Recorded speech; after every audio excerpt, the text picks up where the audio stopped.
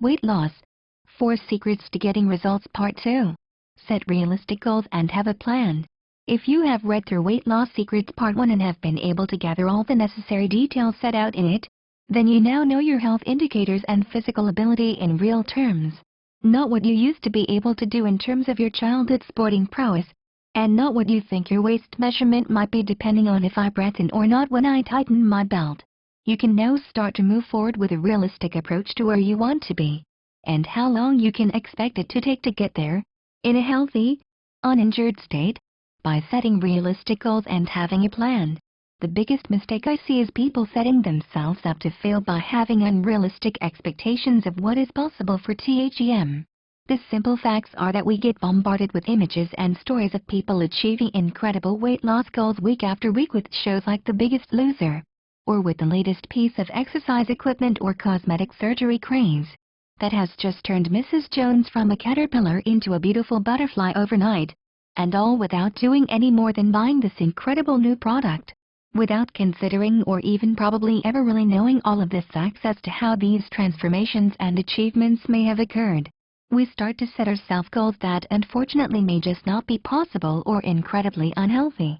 And not for any other reason than it's genetically not in your makeup, and what we hear and see on TV usually isn't the whole story. Healthy weight loss.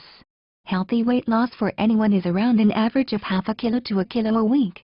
This may be more in the early stages of lifestyle change depending on metabolism and the other courses of action you have taken.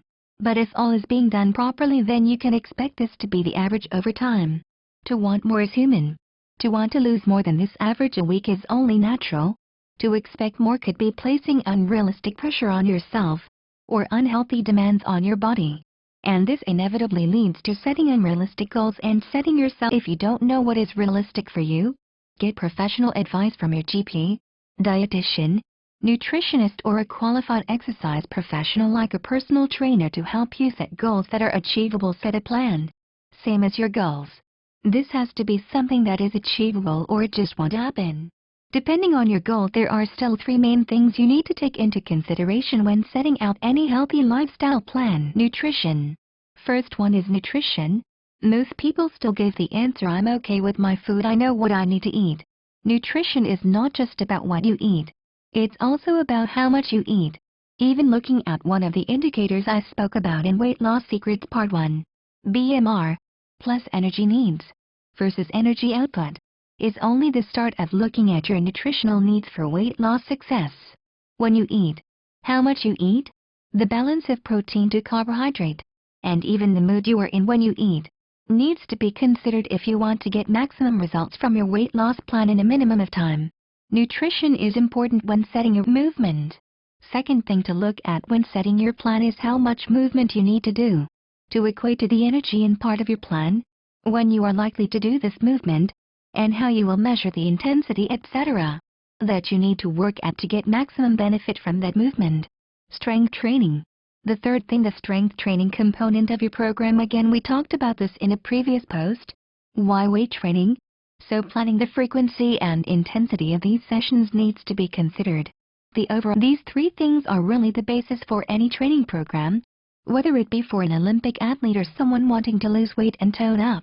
If you want to achieve any health and fitness goal as quickly and as safely as possible, you need to have all 3 of those components in your plan. How to plan to succeed. Start small for maybe 3 days. If you think your nutrition is good, then just write down what you eat for 3 days and see if it's enough for your energy in-out ratio. Plan 3 days of movement. Look at a minimum of 150 minutes per day, and try to fit in at least 1 strength training session in there on top of your. If that all goes to plan, then plan the next 3 days and so on till you have a pattern you can adhere to for maybe a couple of weeks. Remember, if you don't hit all you mark straight up, don't let it drag you down. As some movement, a conscious eating pattern, and starting strength training is better than nothing, and it all works towards the greater picture. How to get help. If this all seems a lot of information and a bit overwhelming, it needn't be. All of these things can be easily worked out and structured for you, with the help of a dietitian, nutritionist, or good to know each of these factors and how they relate, and can be in your control to implement them and know how to adjust them according to fit in with our next secret. 4 Secrets to Getting Results Part 3. Learn more weight loss secrets at www.reachmego8.com.